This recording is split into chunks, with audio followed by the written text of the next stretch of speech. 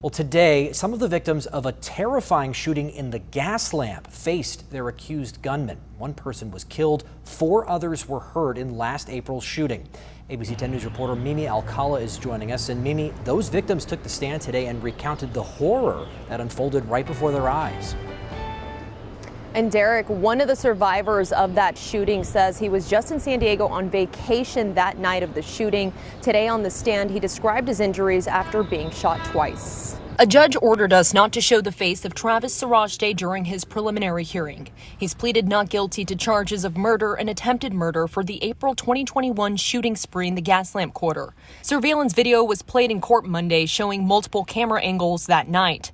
Justice Bolden, who was working as a parking valet outside of the Pendry Hotel on J Street, was shot multiple times in what investigators say was an unprovoked attack.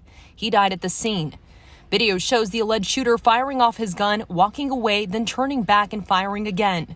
A witness described what he saw and heard. He fired either 2 or 3 shots initially, and then after he hit the ground, that's when he started crying and making moans and saying, "Why the f*** do this to me?" And that's when he turned around and shot him again. After that, investigators say the shooter walked away and shot 4 more people. They survived their injuries.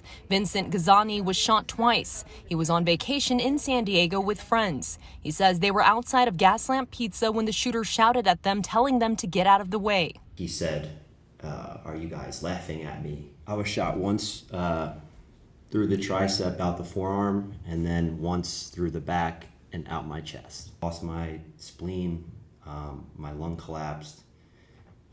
Part of my stomach they had to remove. The suspect was ultimately tackled down by 2 witnesses. This is video from Able, the law enforcement helicopter.